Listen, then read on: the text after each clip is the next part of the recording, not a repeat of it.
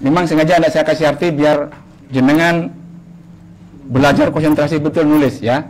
Ulang lagi, an Aisyah radhiyallahu anha qalat, ia berkata, su'ilah ditanya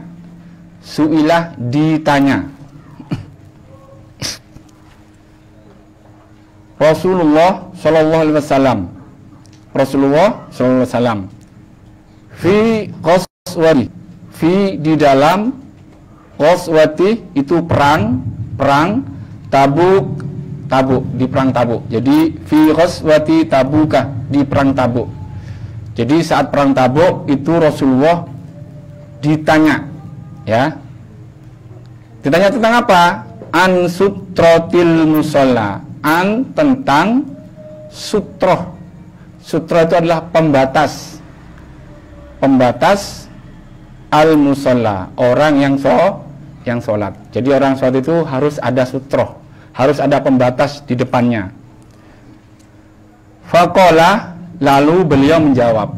Faqala ini ke Rasulullah, faqala, kita lihat beliau menjawab, gitu aja ya. Mislu mukhiratir rahli, mislu seperti mukhiratir rahli. Jadi kan satu itu kayu di belakang pelana. Jadi kalau ibu-ibu lihat di belakang pelana itu apa ya, pelana tempat untuk duduknya kalau naik kuda itu, di belakang itu ada kayu yang biasanya dibuat sender, yang dijadikan senderan oleh pengendaranya, penunggangnya. Ya seperti itu maksudnya panjangnya. Nah, kayu di belakang pelana itu panjangnya diperkirakan panjangnya 50 cm atau setengah meter. Sehingga bangku ini kalau dibuat sutro sudah bisa, atau buku ini kalau diberikan gini sudah ada sutro misalnya ya. Jadi kan maksudnya ada sutro, buku ini aja diberikan gini, berdiri gini sudah bisa. Itu sudah jadi sutro ya. Jadi itu sutro itu pembatas antara yang sholat dengan sutronya tadi itu, agar menghalangi orang lewat. Karena jika orang itu tidak memakai sutro, maka sholatnya bisa batal oleh sesuatu. Apakah sesuatu yang bisa membatalkan itu? Insya Allah itu dalilnya akan dijelaskan ya. Tapi intinya sutro ini hukumnya adalah sunnah, walaupun ada ulama yang mewajibkan. Tapi insya Allah kalau saya lihat di kitab-kitab fikih itu adalah jumhur sutro ini mensunahkan, jadi sunnah ya.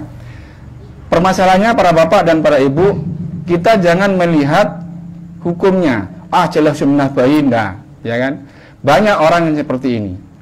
Permasalahannya sekarang adalah kita ini adalah umat Islam yang mengaku adalah Rasulullah SAW menjadi panutan kita. Dan Rasulullah SAW jika sholat beliau memakai sutroh. Perhatikan dalil yang kedua ya, ini ya. Dalil yang kedua, An Ibni Umar, dari anaknya Umar, anin Nabi SAW, dari Nabi SAW, qala, ia berkata, kana yarkuzu, kana adalah beliau, maksudnya Nabi ini, yarkuzu, menancapkan, yarkuzu itu menancapkan, al-harbata, harbata itu tombak, maksudnya tombak kecil ya, tombak kecil. Summa, kemudian yusolli, beliau sholat, ilaiha, menghadap ke tombak tersebut. Seperti itu, ilaiha, menghadap tombak tersebut. Jadi Nabi ini, para bapak dan para ibu, kalau sholat beliau mengambil tombak. Tombak kecil itu ditancapkan di tanah. Setelah itu baru beliau menghadap ke tombak tadi. Ingat, tombak ini bukan kiblat, paham ya? Tapi tombak adalah sebagai sutroh yang membatasi orang tersebut dengan orang lain yang lalu lalang di depannya. Karena barang siapa yang telah memakai sutroh, maka orang yang berjalan di belakang sutroh ini sudah bebas ya, kecuali yang berjalan di depannya sutroh. Maksudnya antara kita dan sutroh jalan ini dihalangi, bahkan kata Rasulullah diperangi kalau tidak mau, seperti itu ya. Jadi inilah, jadi kita jangan melihat hukumnya.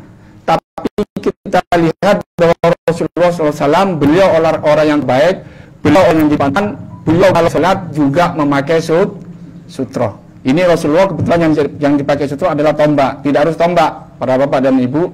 Bisa saja kalau teman kita lagi wiritan, kalau tahu, oh si A ini kalau wiritan lama tak jadikan sutroh, boleh. Dan orang yang jadikan sutroh, tahu dirinya jadikan sutroh, diusahakan ojo minggat, maksudnya jangan pergi. Dan kalau memang terpaksa pergi, ambillah sesuatu, dijadikan pengganti dia supaya menjadi sutroh, sehingga orang yang sholat tadi itu tetap memakai sutroh. Paham ya? Paham, baik.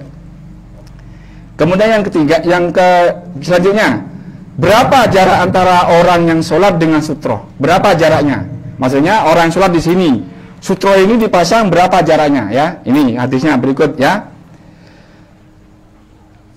An Sahli bin Sa'din, dari Sahal anaknya Sa'din, qala, ia berkata, kana baina musalla Rasulullah sallallahu alaihi wasallam, kana adalah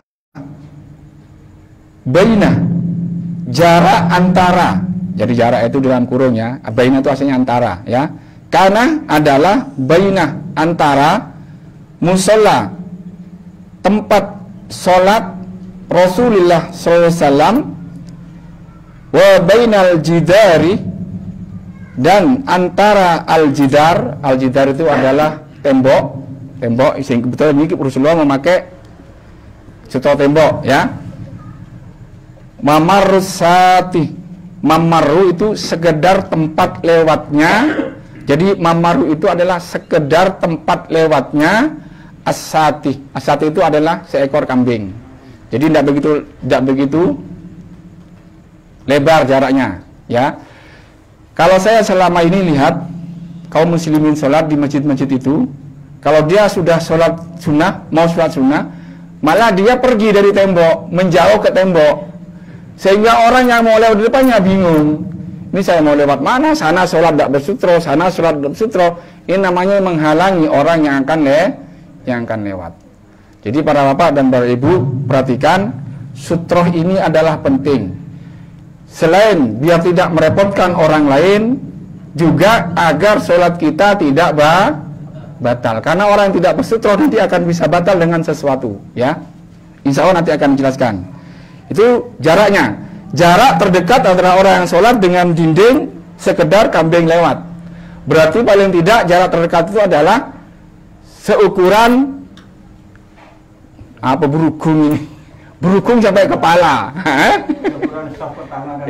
ya, jadi suka gini ya, paling kecil ya. Intinya kalau mungkin 80 meter atau 90 cm atau 90 cm sudah bisa, karena sekedar kambing lewat. Saat besar-besarnya kambing itu mungkin kira-kira 90 cm itu sudah bisa lewat ya, itu ukurannya. Kemudian perhatikan hadis yang kedua ya.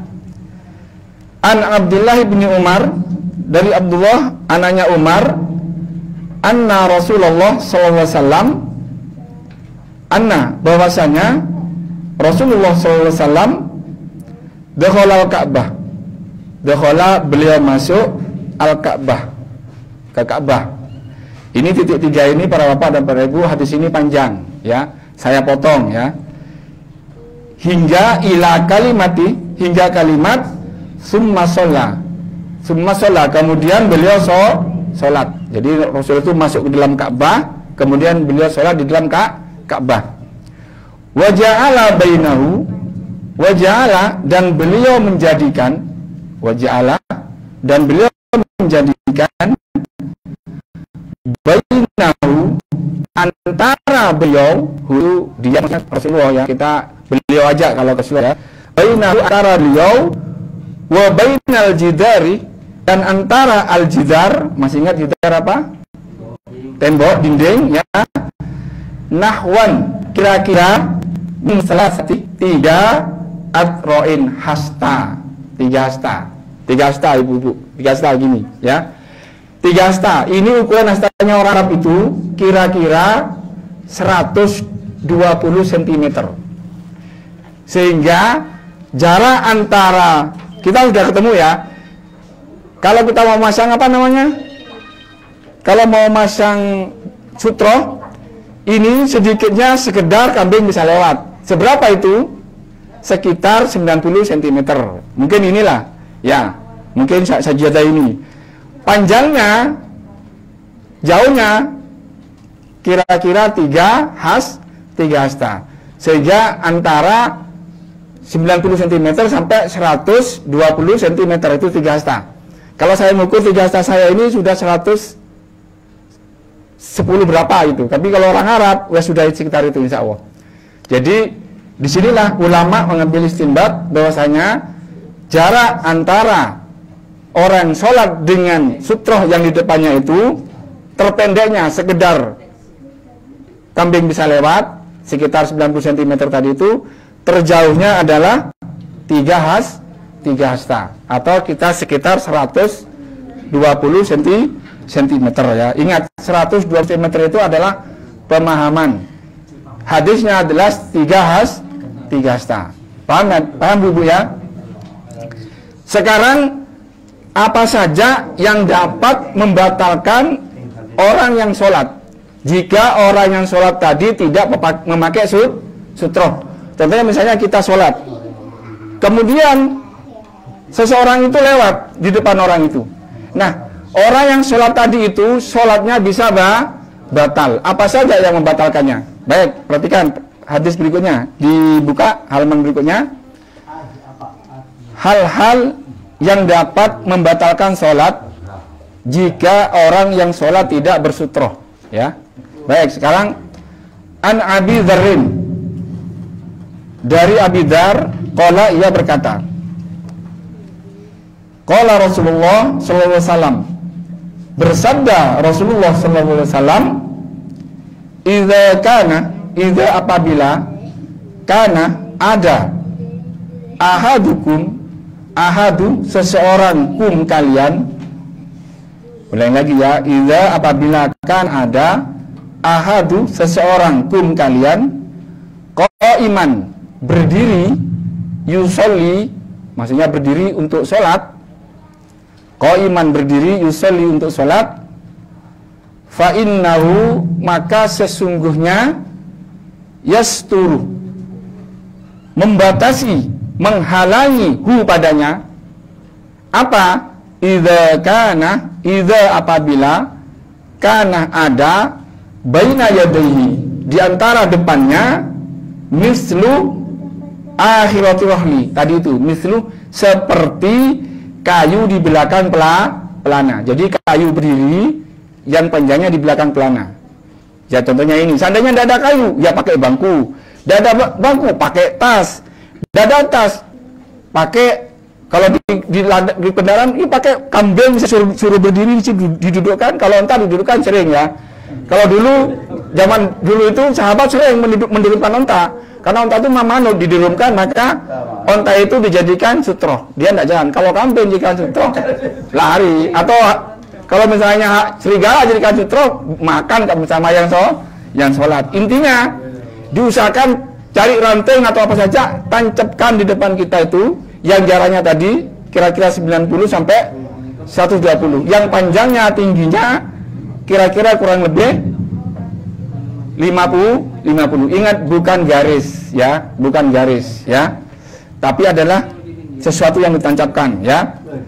Kemudian fa'in lam yakun, fa'in maka jika, maka jika, lam tidak yakun ada, jadi fa'in lam yakun maka jika tidak ada, baina yadaihi, baina diantara yadaihi depannya, mislu akhirati rohli seperti kayu di belakang pelana, tidak ada ini maksudnya di depannya, fa'innahu maka sesungguhnya yaqta'u, nah ini yaqta'u akan memutus, akan membatalkan sholatahu, sholatnya.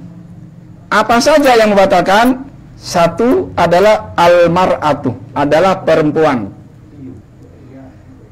ya, satu al perempuan.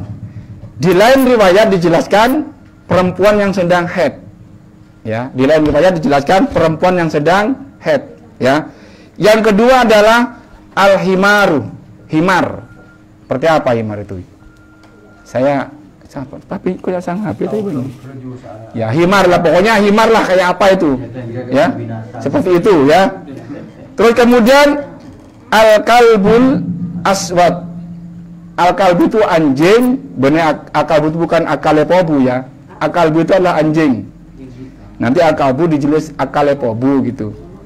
Al-kalbu itu anjing, al-aswad hitam. Ya.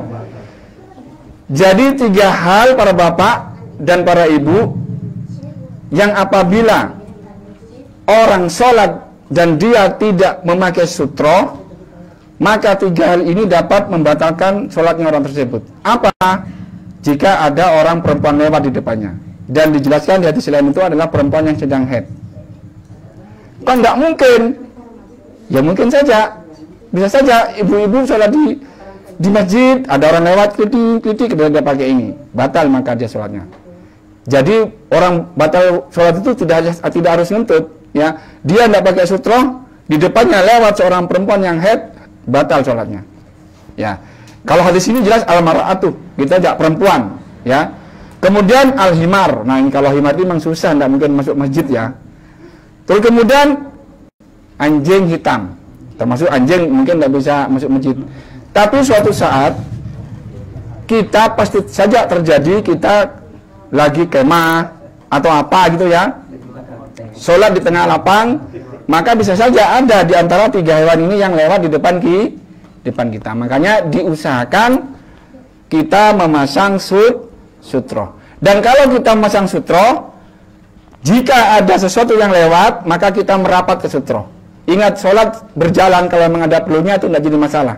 Salah satunya yang ini, merapat ke sutroh agar sesuatu yang lewat tadi itu tercegah, dihadang. Bahkan kalau dalam satu hadis yang lain, kalau tidak mau perangi dia. Nah, seperti itu. Paham ya?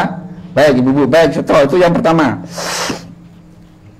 Terus kemudian hal penting lain yang sering saya lihat yang banyak ditinggalkan oleh para kaum muslimin di saat sholat, terutama di saat sholat berjemaah. Nah, termasuk yang di sini di alim ini tadi, perhatikan adik-adik ya, perhatikan ya, ini penting ya. Tidak meluruskan atau tidak merapatkan shaf dalam sholat berjemaah. Ini yang sering ya. Saya lihat di masjid-masjid mana saja, jarang sekali cara meluruskannya. Dan kalau meluruskan, salah cara meluruskannya. Gimana yang benar? Perhatikan ya, makanya ini penting ya. Padahal lurus dan rapatnya shaf termasuk bagian dari kesempurnaan sholat. Jadi lurus dan rapatnya shaf itu masuk dari kesempurnaan sholat jemaah itu sendiri. Manakala orang sholat berjemaah, kemudian jemaahnya itu shafnya tidak rapat dan tidak lurus, maka dengan sendirinya sudah berkurang kesempurnaannya. Mana dalilnya? Perhatikan. Dalil yang pertama ya. An Anas. Ingat, kalau sudah mendengar harus taat, harus betul-betul berusaha mengikuti ini ya, harus betul-betul taat ya. Jangan mendengar melanggar ya. Perhatikan, An Anas, dari Anas radhiyallahu an qala, ia berkata, qala Rasulullah sallallahu alaihi wasallam, telah bersabda Rasulullah sallallahu, sawu, luruskanlah sufufakum, saf kalian, fa inna taswiyatas saffi, fa inna, maka sesungguhnya taswiyatas saffi, taswiyata itu lurusnya, as-saffi saf, min tamamis sholat, termasuk dari kesempurnaan sholat. Ingat, ini adalah qaul Rasulullah ya, ini namanya hadis qaul, hadis yang langsung diucapkan oleh Rasulullah, bukan hadis fi'li. Kalau hadis fi'li itu adalah Rasulullah berbuat, sahabat melihat, kemudian sahabat meriwayatkan. Tapi ini tidak langsung hadis qaul Rasulullah. Rasulullah memerintahkan kepada seluruh jemaah sholat jemaah agar meluruskan shaf. Kenapa? Karena lurusnya shaf termasuk dari kesempurnaan salat. Baik, ini riwayat Muslim. Syarah Sahih Muslim, saya nukil di Syarah Sahih Muslim. Itu kalau SSM itu adalah Syarah Sahih Muslim, buku 2 halaman 777. Baik, sekarang kita lihat hadis yang kedua ya. An Abi Mas'udin, dari Abi Mas'ud radhiyallahu an, qala, ia berkata, kana Rasulullah sallallahu alaihi wasallam, adalah Rasulullah sallam, yamsahu itu mengusap. Yamsahu itu mengusap. Mengusap ya, yamsahu itu mengusap. Manakibana, pundak-pundak kami, diusap pundak-pundak kami. Maksudnya pundak-pundak para jemaahnya. Fis salat, di dalam salat. Wa yaqulu, dan ia mengatakan, istawu, luruskanlah oleh kalian. Wala takhtalifu, dan janganlah kalian saling berselisih. Jangan saling mengaduk, nembudi, loros. Itu maksudnya jangan berselisih. Seperti itu. Kok bengkok seperti ular mau jalan. Kalau ular mau jalan itu kan kok bengkok gini, iya kan? Ada ndak ular yang jalan lurus? Enggak ono bengkok-bengkok ya. Jadi wala takhtalifu, dan janganlah berselisih. Enggak, belum boleh wala takhtalifu. Dan janganlah kalian berselisih. Ya. Ingat lam nahi, lam larangan ya.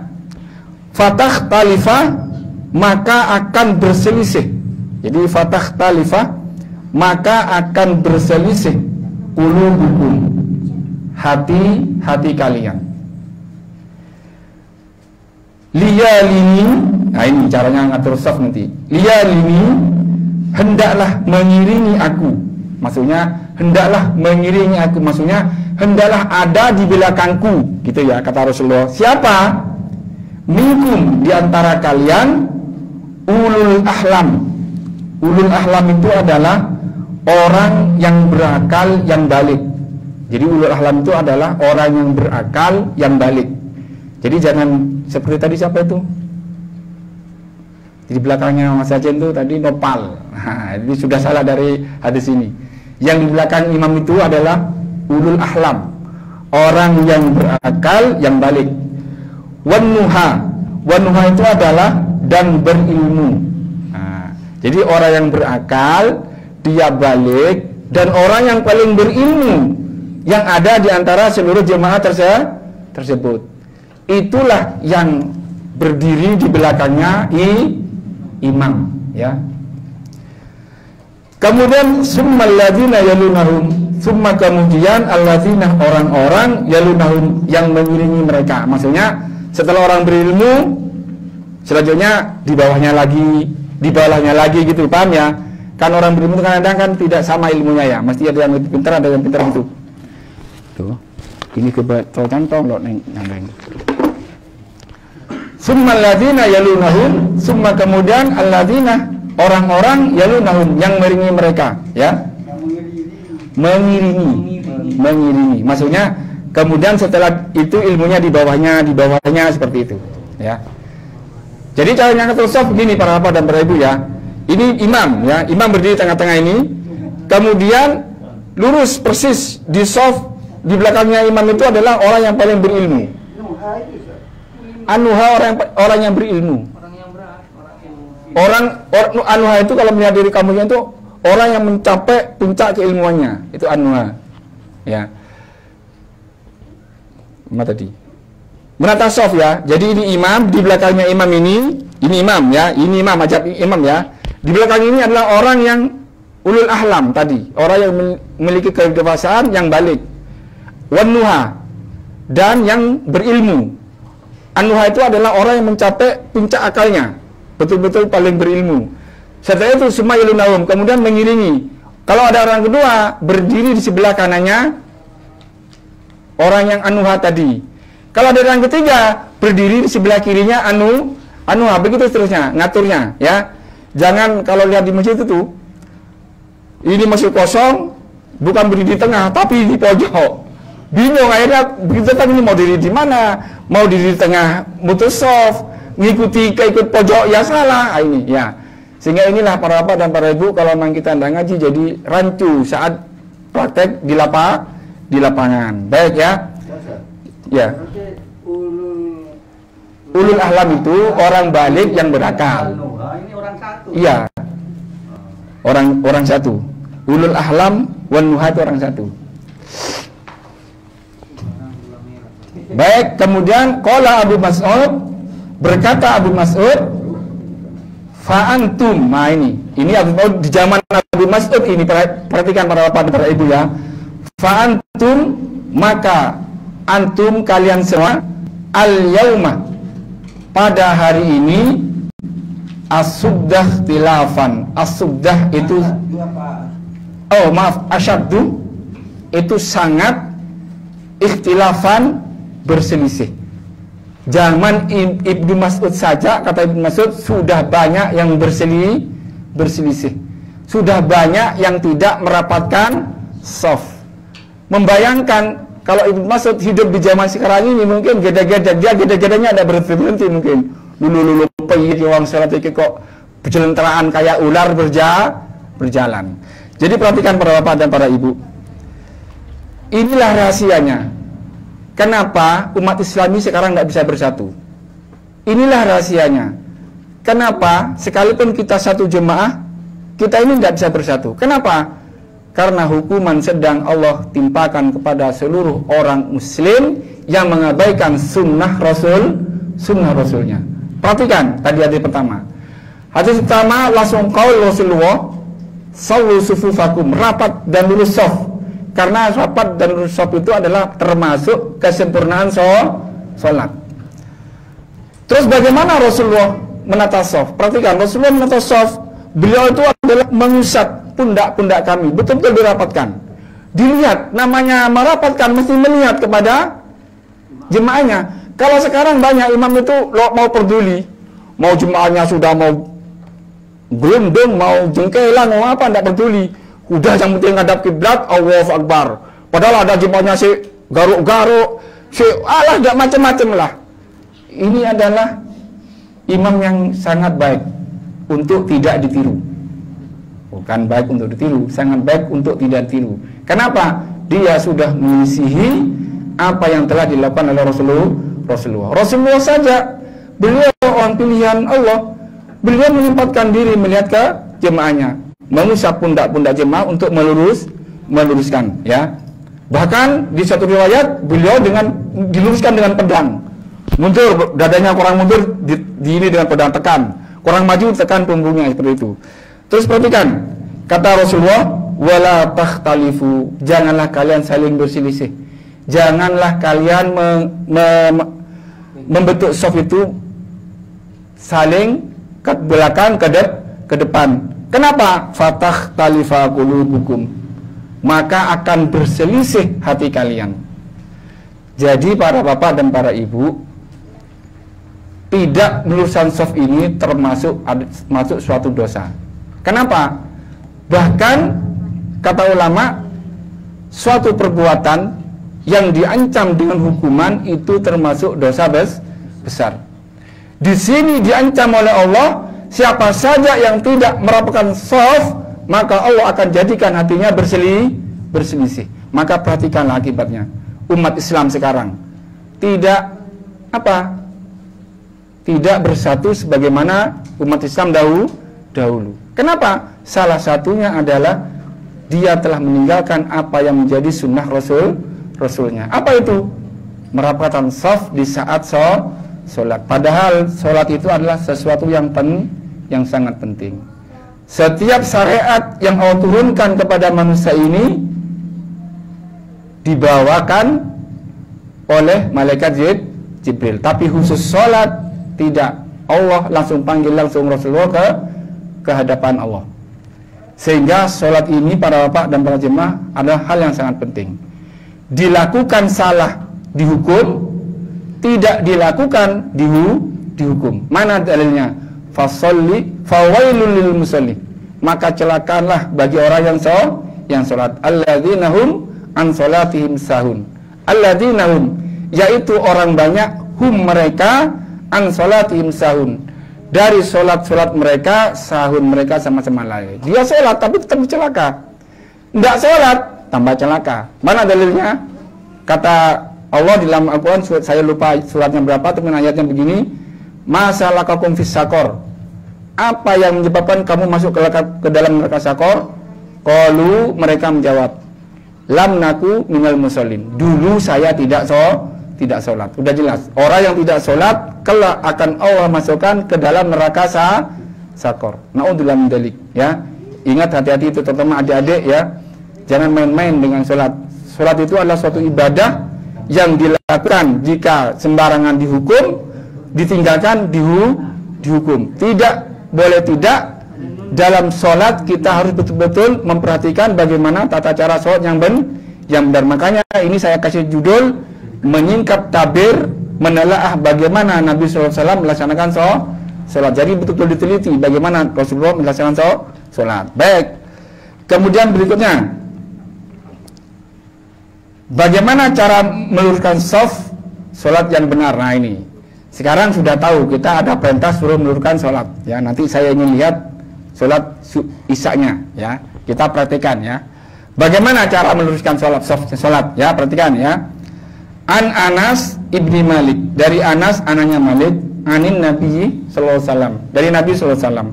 Qala, ia bersabda, aqimu, luruskanlah. Aqimu aslinya itu luruskanlah oleh kalian, betul ya. Sufufakum, sof kalian. Ini perintah dari Rasulullah. Al aslu fil amr al wajibun, yang asal dalam suatu perintah itu menunjukkan wajib. Fa inni, maka sesungguhnya, arakum, aku melihat kalian, min wara'i zahri, min dari wara'i, belakang, zahri, punggungku. Jadi Rasulullah itu walaupun tidak noleh, para bapak dan ibu tahu jemaahnya itu rapat atau tidak. Inilah nubuah Rasulullah, ya. Ya jelas tahu neraka surga aja beliau tahu, diperlihatkan, apalagi hanya itu, ya. Wa kana, dan adalah ahadu seseorang dari kami, yulziku itu adalah dia menempelkan, dia menempelkan mankibahu, pundaknya, mankibahu pundak, ini ya, pundak, ya, ini pundak, menempelkan pundaknya, bimankibi, dengan pundak, sohibihi, temannya, dengan pundak temannya, ini ditempelkan, pundak dengan pundak temannya, ditempelkan, ya. Wa qadamahu, dan juga menempelkan qadamahu, kakinya, bi qadamihi, dengan kakinya, wa qadamahu, dan menempelkan kakinya bi qadamihi, dengan kakinya, maksudnya menempelkan kakinya dia dengan kaki temannya. Kita praktek sekarang. Oh belum. Maksudnya menempelkan bau jelas, menempelkan kaki yang belum. Bagaimana menempelkan kakinya? Perhatikan dalil berikutnya, ya. Dalil terakhir, dalil berikutnya, ya. An-Nu'man ibni Basir, dari Nu'man anaknya Basir, yaqul, ia berkata, Aqbala Rasulullah SAW, Aqbala menghadap Rasulullah SAW, alam nasi kepada manusia, biwajhihi, dengan wajahnya. Jadi ini perhatikan untuk para imam, sunnahnya Rasulullah SAW apabila beliau mengimami, sebelum beliau melaksanakan takbiratul ihram, maka beliau menghadap jemaahnya dulu dengan wajahnya. Untuk apa? Untuk meluruskan shaf. Faqala, lalu beliau bersabda, aqimu, luruskanlah atau tegakkanlah, sufufakum, shaf kalian, salasan, 3 kali. Jadi Beliau bersabda, aqimus sufufakum, aqimus sufufakum, aqimus sufufakum. Itu ya yang diucapkan ya. Wallahi. Nah ini, perhatikan. Ini Rasulullah bersumpah. Tidak mungkin Rasulullah bersumpah jika sesuatu itu tidak penting. Sesuatu yang didahului dengan sumpah menunjukkan sesuatu itu adalah sesuatu yang sangat penting. Berarti di sini mendapatkan sesuatu penting. Kenapa? Orang suatu itu adalah yunaji rabbahu. Dia menghadap Robnya. Jangan main-main menghadap presiden saja tidak benar sepak dengan pas pampres, ya kan? Apalagi menghadap Allah, ya. Perhatikan ya. Wallahi, demi Allah, ini namanya Allah sumpah, ya.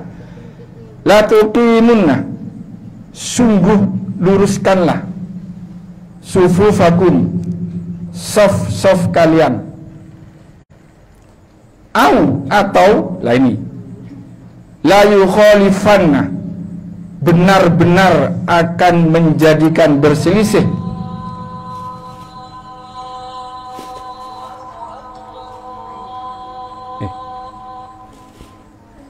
ulang lagi, atau la yukhalifanna, benar-benar akan menjadikan berselisih siapa? Allah baina qulubikum, baina diantara qulubikum, hati-hati kalian. Jadi ini perhatikan para bapak dan ibu, sawah ini kalimat la yukhalifanna Allah baina qulubikum, qulubikum. Orang yang sengaja tidak merapikan shaf akan dihukum oleh Allah, hatinya akan diperselisihkan. Maka tidak heran kalau sekarang itu satu jemaah tidak ada yang kompak. Mohon maaf, saya bukan membanggakan ini. Umumnya kalau teman-teman di salaf itu, kenapa dia kompak? Karena saat sholat dia betul-betul memperhatikan cara menata shaf, sehingga hati-hatinya tidak dibuat selisih oleh Allah. Terus saja ya. Kemudian qala, berkata Nu'man, faro'aitu, maka aku melihat. Faro'aitu, maka aku melihat. Ar-rajulah, seorang laki-laki, yalzaku, ia menempelkan mankibahu, pundaknya, bimankibi sahibihi, dengan pundak sahabatnya, warukbatahu, dan menempelkan lututnya, birukbati sahibihi, dengan lutut sahibihi, sahabatnya, wa ka'bahu bika'bihi, nah ini, dan menempelkan mata kakinya dengan mata kaki sahabatnya. Nah, nanti kita praktek ya. Coba Dek, kamu sini. Diri, kamu kalau karena saya lihat salah kalau ya, sama kamu. Dipraktekkan ini ya. Atau yang setingginya yang sama. Yuk pada kursi lagi. Yo. Oh, kamu tangannya sakit ya? Jangan. Itu tuh pondok gede nih. Oh, pas ini gede nih. Ya, praktek ya. Sini. Praktek sini. Praktek. Ke sana. Ke sana. Lah ke sana. Ya enggak apa-apa di sini. Berdiri. Ke sana. Ngadep ke timur. Anggap sholatnya ke timur, ya. Coba luruskan, ya. Ini tempelkan pundak dengan pundak. Nah, kalau gini kan enggak. Ini namanya ekor banteng ini. Jangan pakai ekor banteng. Ini tempelkan. Ka'bah ini mata kaki. Tempelkan mata kaki. Tempelkan. Lah, ya kan? Loh, nempelkan. Ya. Ini tempelkan mata kaki. Lah, coba sekarang kamu sedekat. Loh, nempelkan. Ya. Ini karena enggak nempel. Lah, nempelkan. Ya. Iya. Nempelkan. Itu juga gini memang sudah gini. Ya. Jangan gini, nanti kalau gini orang lainnya enggak nempel terus. Lah gini nempel. Lah ini loh. Nempel ya kan? Loh, nempel ya. Ya, nempel. Loh ini, ya. Pokoknya mata kaki nempel, masih nempel. Paham ya? Oke. Paham? Duduk. Baik, alhamdulillah ya. Ingat para bapak dan para ibu, sebagai orang beriman, sebagai orang berislam, wajib kita mengucapkan kalimat apa? Sami'na wa ata'na. Kami mendengar dan kami taat. Ingat, dalil-dalil yang saya pakai ini memang sengaja saya ambil di kitab Bukhari dan kitab Muslim. Agar apa? Agar hujahnya lebih kuat. Bahwasanya dua kitab ini adalah yang disepakati oleh ulama, seluruhnya adalah hadisnya sahih. Paham ya? Jadi ingat kata Rasulullah, cara melapatkan soft itu adalah menempelkan bahu dengan bahu. Terus apa lagi? Lutut dengan lutut. Kalau lutut mungkin tidak bisa ketemu, tidak jadi masalah karena ada orang tuh yang ada yang ini ya. Tapi diusahakan adalah bahu. Bahu itu ini. Jadi bahu itu adalah mata kaki bika'bihi, dengan mata kakinya sahabatnya ini usahakan. Bukan ini. Bisa gak ketemu itu. Ya. Tapi dalam keadaan ini kita apa? Kita bicara dalam keadaan normal ya. Kalau ada orang tidak normal lain lagi ya. Yang jelas jangan sampai seperti orang-orang kaum Yahudi. Mereka berkata sami'na wa asaina. Kami mendengar tapi kami melanggar. Jangan sampai. Orang Yahudi itu banyak mendengar kebenaran tapi melanggar. Makanya dihukum oleh Allah. Dan kita senantiasa setiap hari meminta kepada Allah untuk dijauhkan seperti itu. Ghairil maghdubi alaihim waladhdallin. Bukan jalan orang yang engkau murkai. Siapa orang yang murkai? Adalah orang-orang kaum Yahudi yang mereka tahu tapi melanggar. Kita tahu bahwasanya orang yang berselisih dalam shaf, yang tidak merapatkan shaf, diancam oleh Allah akan dijadikan hatinya berselisih. Coba sekarang lihat umat Islam, kenyataannya gimana? Adik-adik akur apa begini, saling gontok-gontok. Kenapa? Salah satunya, perhatikan ini, dihukum oleh Allah. Salah satunya mereka meremehkan sesuatu yang apa-apa yang telah disunahkan Rasulnya. Sholat lagi. Sholat sesuatu yang sangat penting. Sholat adalah barometer dari amal seseorang. Kemarin sudah dijelaskan. Barang siapa hisab sholatnya baik, hadis yang kalian di awal-awal, pasti amal lainnya akan baik. Dan barang siapa hisab sholatnya buruk, yang lainnya pasti buruk. Dalil kemarin yang awal-awal. Paham ya? Oke, mungkin itu barangkali ada pertanyaan tentang apa yang kita bahas malam ini.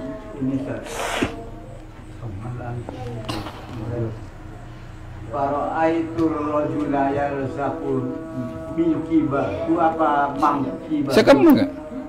Oh, mankibahu. Iya kelihatan aja. Mankibahu. Mankibahu. Bukan mankibahu.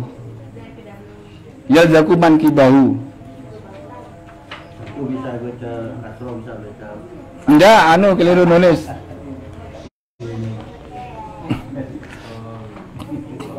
Kalau rubahu Bukhari itu bukan Bukhari. Itu Bukhari nomor 3, baris nomor 3 tuh. Bapak wala aqimu suku faku salasa gitu. Salasan. Tulisannya salasa. Tulisannya salasa. Masa? Iya. Padahal saya fotokopi itu kok lain ya. Oh, hilang mungkin. Enggak, salasan. Salasan. Iya, ada. Nek hilang biasa dibenci. Terus perhatikan para bapak dan ibu ya. itu kan ada sebagai bahan renungan itu ya. Bagi bahan renungan itu yang 4 Quran surat 4 ayat 18 itu nanti dibaca sendiri. Ancaman bagi orang yang menyelisih Rasulullah sallallahu alaihi wasallam dan ijma kaum mukminin. Ini ancaman ya. Di sini ada ancaman. Ayat ini nanti baca sendiri di rumah. Dibawakan ada itu ya. Ya. Oh, ternyata benar. Rasulullah mengatur seperti ini, sahabat berbuat seperti ini. Kalau menyelisihi diancam. Al-Qur'annya itu. Surat An-Nisa ayat 115. Karena ini sudah Isya, makanya tidak perlu dibaca. Baca sendiri nanti. Yang kedua adalah Quran surat 9 ayat 100 itu janji Allah kepada kaum muhajirin dan ansor dan kepada orang-orang mukmin yang menteladani mereka dengan baik. Jadi janji Allah, apa janji Allah kepada sahabat Rasulullah itu? Sahabat Rasulullah itu adalah diberi janji oleh Allah, apa janjinya? Dan kepada orang yang berusaha mengikuti mereka dengan baik. Terutama salah satunya adalah tadi kita mengikuti mereka cara merapatkan shaf dalam sholat. Karena sahabat itu kalau merapatkan shaf dalam sholat, merapatkan pundak dengan pundak temannya, merapatkan lutut dengan lutut temannya, dan juga merapatkan mata kaki dengan mata kakinya. Yang jadi ukurannya adalah sekarang di sini adalah pundak dengan mata kaki. Tapi gimana kalau tidak mau? Ya kalau tidak mau ya repot memang. Ya tidak usah dikejar-kejar, nanti dimari seperti Madiron. Leburu kayak tablet toh, pujian apa ya seperti itu. Ada teguran seperti itu. Ya, baik. Mungkin itu kalau tidak ada pertanyaan kita akhiri. Subhanakallahumma wa bihamdika asyhadu an la ilaha illa anta astaghfiruka wa atubu ilaik. Assalamualaikum warahmatullahi wabarakatuh.